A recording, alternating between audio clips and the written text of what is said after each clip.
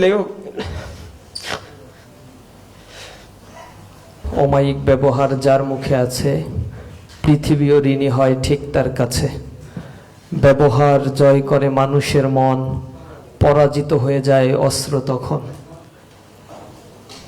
Doctor asthma Obaidullah ভাইয়ের আজকের asthma Obaidullah ভাইয়ের জীবন ও কর্ম নিয়ে আলোচনা সভা এবং দোয়া অনুষ্ঠানের সম্মানিত অতিথিবৃন্দ, উপস্থিত একান্ত প্রিয় অডিয়েন্সে তার যারা ভক্তবৃন্দ রয়েছেন, ইসলামী আন্দোলনের কর্মী ভাইয়েরা, আসসালামু আলাইকুম ওয়া রাহমাতুল্লাহি ওয়া বারাকাতুহু।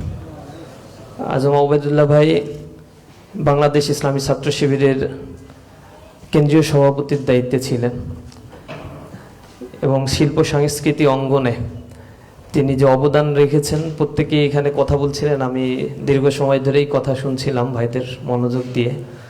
প্রতিটি কথা মনে হচ্ছিল যে আমাদের সাথে অনেক বেশি মিলে যায়, যেহেতু ছাত্র সংগঠনের দায়িত্ব পালন করার কারণে এবং সাহিত্য বিভাগের দায়িত্বে 1 বছর থাকার কারণে ভাইয়ের সাথে অনেক বিষয় আমাদেরকে ডিল করতে হয়েছে, কথা বলতে হয়েছে।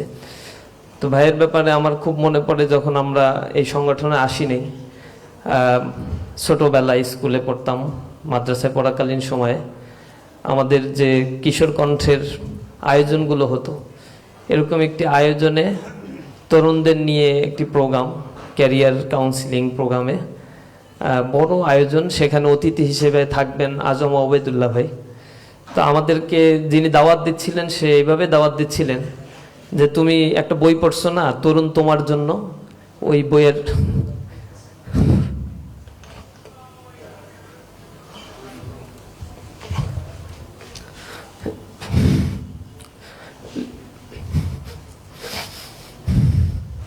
লেখক আজমা ওবায়দুল্লাহ ভাই আসবে।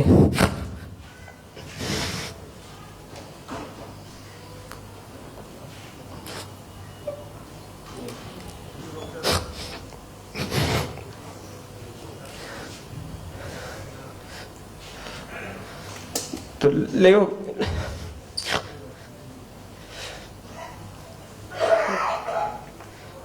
বইটা তো আমরা পড়ছি অনেকবার। লেখকের মুখে কথা শোনার জন্য ওইখানে উপস্থিত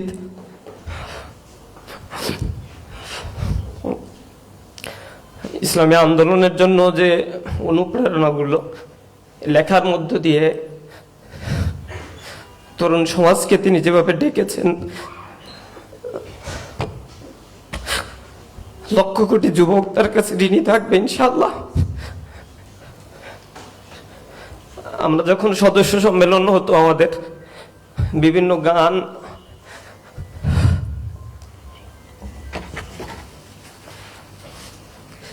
দুঃখিত,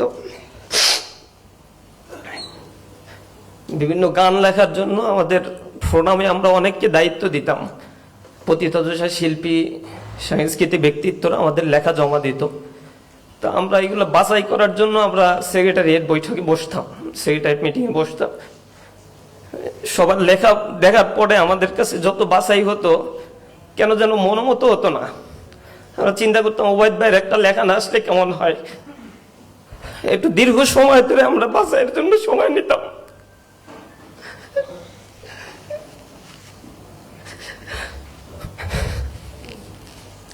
ওবায়দ ভাই মাঝে মাঝে বলতো যে আমার সময় নাই, তোমরা এবার আমাকে একটু মাফ করো। তো কেন্দ্রীয় সভাপতি বলতো যে আপনার প্রতি আমার নির্দেশ, আপনি এই কাজটা করে দেন আমাকে দ্রুত। একটু দাবি নিয়ে, আবদার নিয়ে ভাইয়ের কাছে আমরা বলতাম। আমার কাছে মনে হচ্ছে সাংস্কৃতিক অঙ্গনে, শিল্প অঙ্গনে আমরা যেভাবে তার কাছ থেকে পরামর্শ নিতাম, যখন তার মৃত্যুর ঘটনাটা শুনলাম, অসুস্থ হওয়ার পর থেকেই খোঁজ নিচ্ছিলাম কন্টিনিউ। যখন মৃত্যুর খবরটা শুনলাম, আমার কাছে খুব অসহায় মনে হচ্ছিল। এই অঙ্গন নিয়ে ভাই যে চিন্তা ভাবনা করতেন, আমাদেরকে গাইড দিতেন, এটা হয়তো আমরা হারালাম। ভাইয়ের জন্য আমরা দোয়া করি, আল্লাহ রাব্বুল আলামিন তাকে জান্নাতের মেহমান হিসেবে কবুল করুন।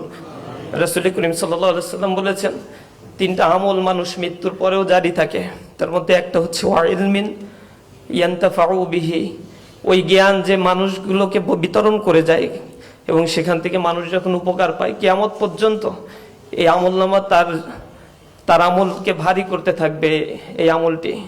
তা আমরা বিশ্বাস করি তিনি একাধারে লেখক, সাহিত্যিক এবং ইসলামী আন্দোলনকে যেভাবে অন করতেন, এই আন্দোলনকে তিনি যেভাবে চিন্তা করতেন, সাংস্কৃতিক বিপ্লবের মধ্য দিয়ে একটি সমাজের পরিবর্তন সম্ভব, ঘুরে ধরা এই সমাজ ব্যবস্থাকে, তরুণ সমাজকে জাগিয়ে তোলার জন্য এর কোনো বিকল্প নেই। তা আমরা যেন ভাইয়ের এই অসমাপ্ত কাজগুলো সমাপন করতে পারি। আল্লাহ রাব্বুল আলামিন ভাইয়ের জন্য, ভাইয়ের পরিবারের জন্য আমরা দোয়া করি। তার পিতামাতা এখনো জীবিত রয়েছেন, তার শোক সন্তুষ্ট পরিবারের জন্য আল্লাহ রাব্বুল আলামিন যেন উত্তম ধৈর্য ধারণ করার তৌফিক দান করেন। আসসালামু আলাইকুম ওয়া রাহমাতুল্লাহ।